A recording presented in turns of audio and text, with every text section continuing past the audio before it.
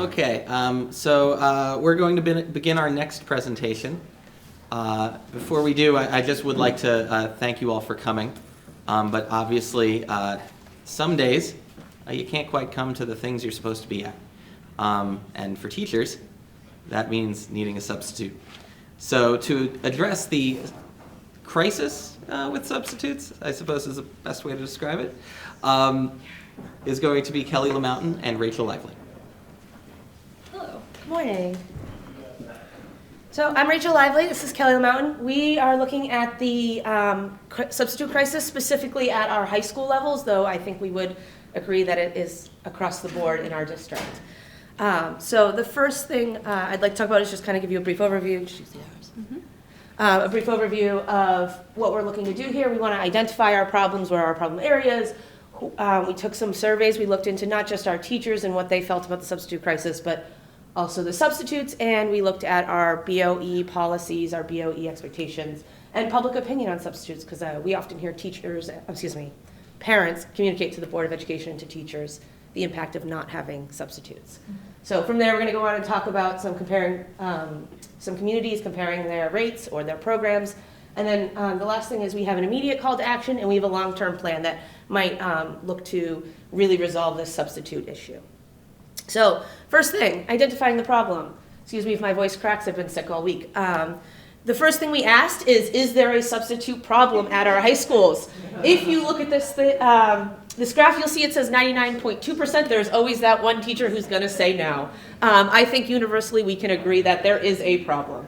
So the next couple slides will kind of show you some of the questions we asked. I'm going to go through them very quickly because we're going to then use them as a comparative to each other. So the first thing we asked, have you ever come in sick because you were concerned about not having a substitute? Universally, yes. I see that many people agree. The next question we asked is, have you ever had a scheduled absence not filled by ASOP before you came in? Again, yes. The next thing we asked, have you ever had a substitute drop your absence when you were in ASOP? Again, universally, yes. And then the last thing, have you ever returned to school to learn that your substitute was pulled from your class to cover multiple classes in an auditorium or a lecture hall or another arena? And that, again, was yes. So the reason I went through those so quickly is because it's really important to look at them together. And universally, about 75% or 70 to 75% seem to agree that we have an issue. And not only do we have an issue, but it impacts our choices as teachers, and it impacts the students. So more important than how it impacts if we call out sick is what it impacts when we are out sick. What do we do? So we asked teachers, how important is the work you leave when you're out sick? Because we all know it's more work for us to be out sick than it is for us to be in the classroom sick teaching these kids. So we try to leave work that is beneficial to the kids, but work that they can do independently.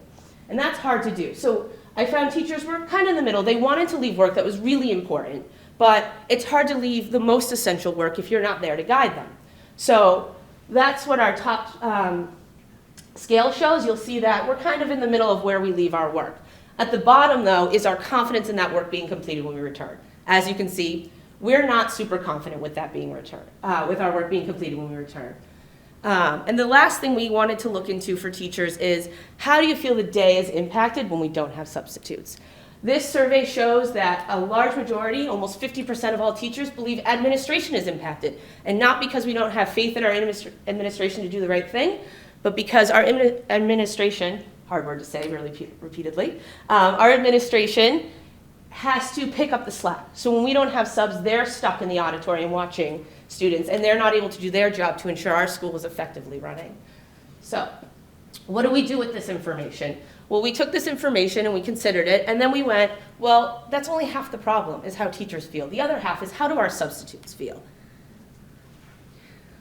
So we felt like substitute teachers, we really needed to find out what our current substitutes, people that are already working in our district, think. What kind of challenges they were facing on a day-to-day basis in the classroom, what their considerations were when they decided to choose an assignment or to drop an assignment, what they were thinking. We also asked them to rank the relative importance of the following factors: benefits, student behavior, consistency of scheduling, distance of travel, start and end times, and then the pay rate, which this is the big topic of conversation, right? This is something that we all know is an issue, and that's what we expected to hear the most about. However, we had some really surprising results. One of the real highs that we found out with these surveys is that our substitutes are coming from this community, and that they prefer actually to substitute for natural public schools. This is where they want to be. That means our substitutes are invested in this community. Other highs that we found, substitutes often commented that they were very interested in consistency of schedule and in support, because what they really wanted to be able to do was prepare better for their assignments and to actually be able to teach while they were in the room. So that was really important. However, we did find out that pay rate was important. It ranked somewhere in the middle, and we found that coupled with other things like student treatment of substitute teachers, lack of support, inconsistency of schedule, being pulled out of a room that they were assigned to previously to cover another class, those were really the things that broke the camel's back, the straw that broke the camel's back. We had our substitutes also fill out some anecdotal information, so I want to give you some time to read these. We have bolded some of the words so you can really see what our substitutes feel that we need to know to better understand their position substituting in the high schools. So you notice some of the key words are afraid to discipline, or that they only prefer to sub in our district, but they aren't receiving appreciation or recognition. So unfortunately, they are kind of losing out on feeling like they are a valued member of our community. This is also a major issue in our community. This is not a crisis that just exists at the public schools. The community has not turned a blind eye to this. As you can see up here, Mr. Scalera commenting at a public budget meeting. This is a parent in our district, actually. The concern is when we have no substitutes, there's no education taking place in the classroom because we have students jammed into a space and covered for their safety, but we're not taking care of their educational needs at that time. This has been a hot button topic at the Board of Education as well. At our current rate of fill, we only have 67% of our absences being filled. That's only 2 of 3 positions, which means we have 1 of 3 positions every day open. Who's covering those classes? What are those classes doing during that time? We have a finite amount of time in a school year, and that's education time lost. It's a major concern. So, where are our substitutes going? We can look at the surrounding communities and see what they are doing. And as you can see, and I think this is pretty widely known, our overall per diem rate of pay is the lowest in the surrounding districts. We have recently raised it, but it's not quite as high. We're not really competitive with other surrounding schools, such as the Pelham School District, Sauhegan, $75 a day. If you can make more in a surrounding district, unless you are being supported, unless you are invested into your community, why would you choose to make less? Other school districts are trying to reward substitutes who consistently substitute in their district with loyalty programs. They differ depending on the district. You can see in Hudson, it's after 40 non-consecutive days, whereas in Merrimack, it's after only 20 non-consecutive days. These substitutes receive a higher rate of pay. The really important consideration here, in my opinion, is that substitutes that consistently work within our district will know quite a bit more about safety procedures. That's really important in today's day and age. The things that are going on in our schools are really frightening. Fire drills, for example. Substitutes need to know quickly what is going to happen when we have something like that. Substitutes that are familiar faces in our district also are familiar to the students and receive quite a bit more respect. That means more learning is taking place in the classrooms. Our administrators are less likely to be called out to deal with disciplinary issues. It's a much safer environment.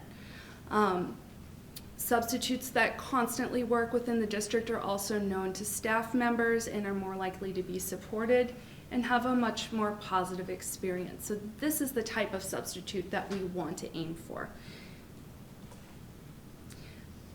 Finally, looking at our pay scale, there are other things that we can do. So the Contacook Valley School District in nearby Peterborough has increased their rate of pay for just Mondays and Fridays because those are the days that they have the most drain. If you think about Monday, how many people are apt to be out, and then Friday is really a difficulty because a lot of professional development is offered over long weekends, beginning either on Thursday or Friday. So more teachers are usually in demand.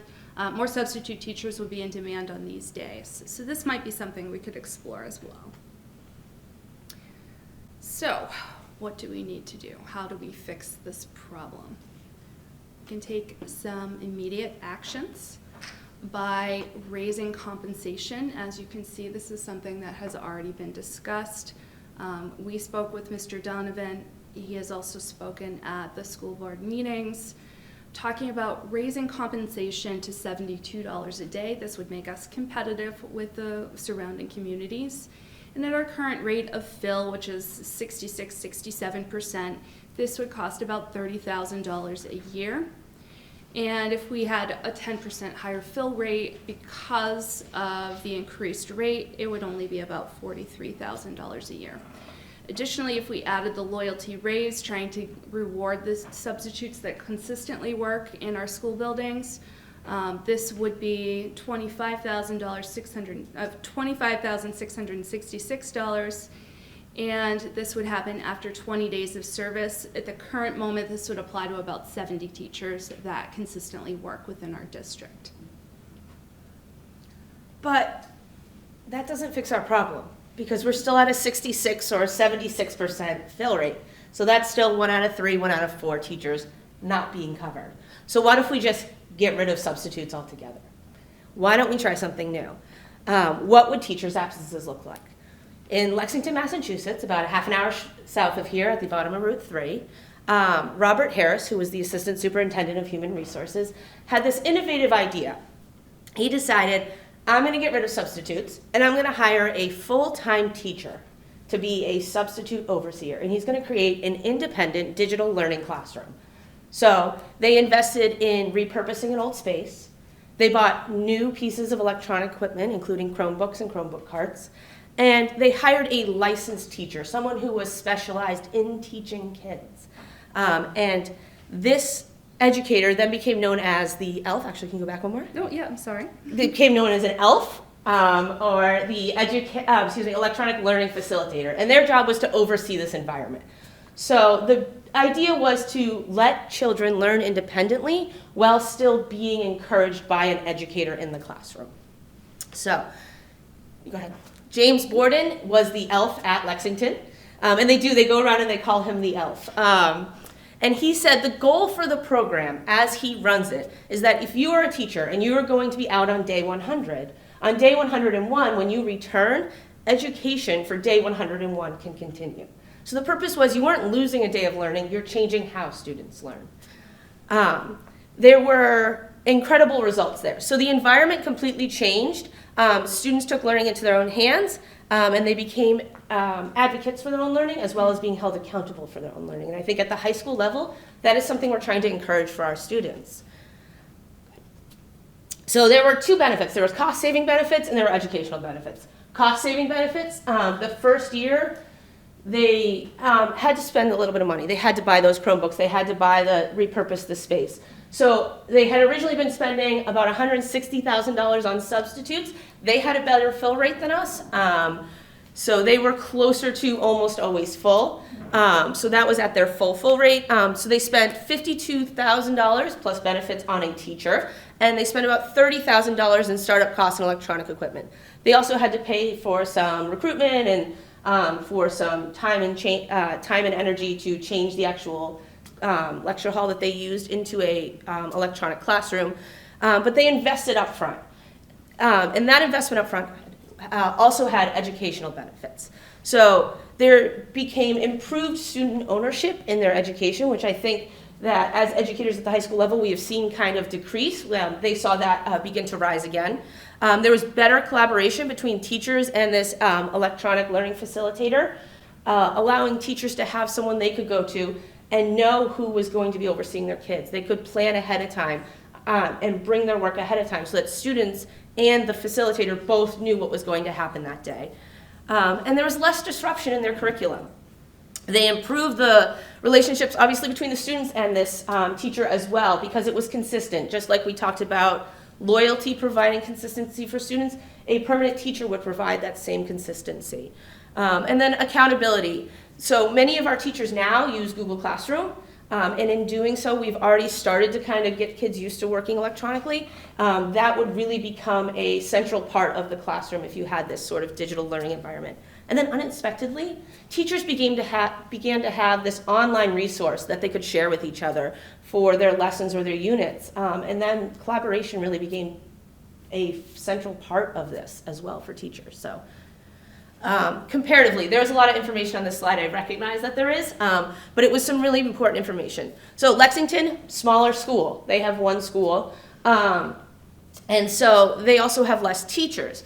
Their sub rates were a little bit different. So on a yearly basis, what they were spending on subs is less than what we were spending, but if you look at what we should be spending, I'm sorry, they spent more on subs, but if you look at what we should be sending, they should be sending less. We used their ratio. We felt if that ratio worked for them, we were going to try to use the same ratio for, a little over 1,000 students. They had about 60 Chromebooks, so they planned for a classroom of about 60 on a daily period. So we used that same ratio, and we ended up with about 180 Chromebooks over 2 schools. So this would cover both high schools. And our goal here was to set up 2 classrooms, one at South and one at North. We would also have Chromebooks. So the same thing, we've gone through our online purchasing site, and we've actually used the exact numbers we would use so we could see the expense of buying those Chromebooks and the carts that would go along with them. And then we budgeted for 2 teachers, and we actually budgeted at the average on the DOE, but after speaking with Mr. Donovan, they usually budget about $50,000, so a little bit less than what we've budgeted. If we were to look at these numbers in total, you'll see we'll be spending more than we spend on substitutes right now at the high school level on our initial year. But after that, we would be paying the cost of 2 salaried teachers rather than paying for substitutes. In addition, the Chromebook carts could be used at other times, such as when we have testing for students or we have other things that need to be done using the computers it would give us. Yeah, they would create, resource. exactly, they would create like a mobile computer lab, exactly. So, big changes and little changes. So what do we do in the meantime? Because this would take a little bit of planning and investigating spaces. I think that would be the biggest issue. So in the meantime, we can definitely improve our current structure. We can train our substitutes more. We can treat our substitutes better. This is just something that needs to happen in our schools. We need to recognize that the substitutes that we have are valuable, and we need to invest that time into them and give them a little bit of respect for what they're doing. We can institute a substitute loyalty program, which would reward our consistent subs. I think that's very important. And we can raise pay and try to be a little bit more competitive with surrounding districts.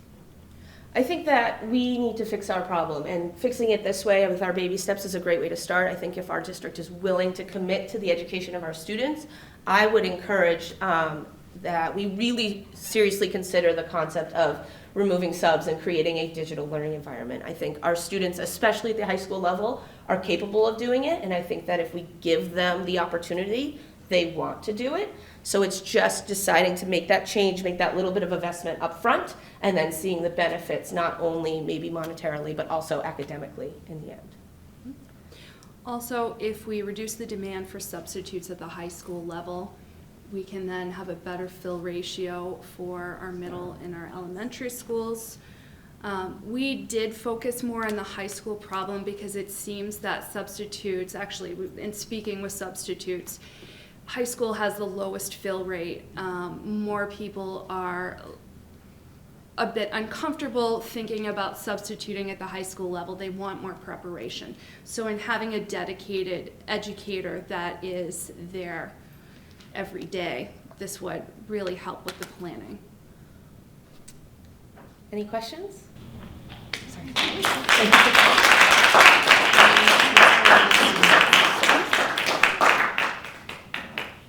No questions? Yeah. Do we have, yeah, we might have to invest in Wi-Fi as well. Increase, yes. So help me understand, I'm trying to visualize, how would an ELF work at North? So if you have like 20 teachers out, We had 25 on Friday. yeah, and so, well, and how would that work? so some of our fill rate, so some of the things we did have to take into consideration, some of our fill rate that play into our ratios are counselors or secretaries, so that those play, I believe when we got our fill rates, those were put into the ratio, and those don't normally get filled.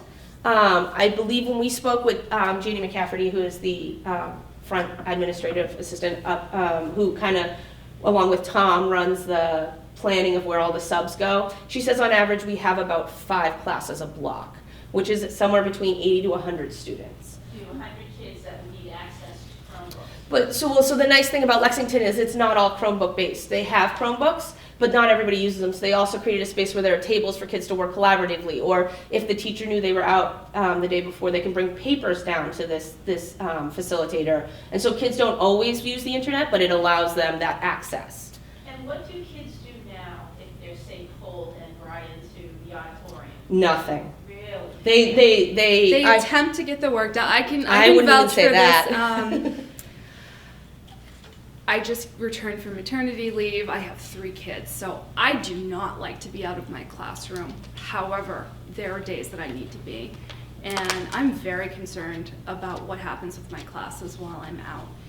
There have been days that I have spent hours and hours preparing, and I find out that my class got sent somewhere because they needed to take care of the substitute shortage, and they needed to have the class covered.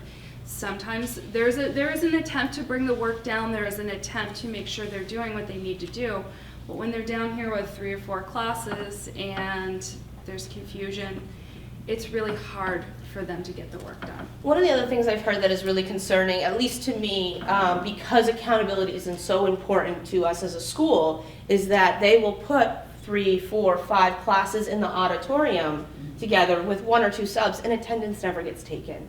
So one of the things Lexington has done is they've created, they've also, one of those other pieces of equipment that was invested in is almost like a print scanner that just prints, they call QR, the little QR squares, and students with their phones can just scan it, and it's a way to kind of attendance them in for the day. So there are different ways for accountability for know where students are, where they're supposed to be, and it becomes a classroom. So there's a roster, and there's an attendance, and there's true accountability. There's a way to do online attendance rather than bringing a form to our academies and like waiting for it to get entered. And as an educator, when we have a full-time teacher who runs our ACE program, which is like our in-school program, and I think just as beneficial as that is to those kids, this would be just as beneficial to our substitutes. So we were hoping to mirror a program we kind of already have going. So Has the school board seen this? no, we were hoping they would be here today. Yeah. Really? We haven't had a chance to speak with them about it now. Dovetail well with our attendance policy. They need to see this. Yeah, they said they were all coming, most of the stuff applies. Yes, I reminded a couple of them Thursday in person. Well, hopefully, they We will watch hope this they, video. yeah, we hope they see it. Our goal is to In person on Thursday. change Who it. was invited to this, I heard? Yeah. Yes. They actually, many of them replied yes, and then, Yeah. Mhm. Maybe Maybe they were still watching the royal wedding. It's very important, very important. Maybe they had to stop and watch the highlights. I was tempted. Good? Any other questions? Thank you. Thank you very much.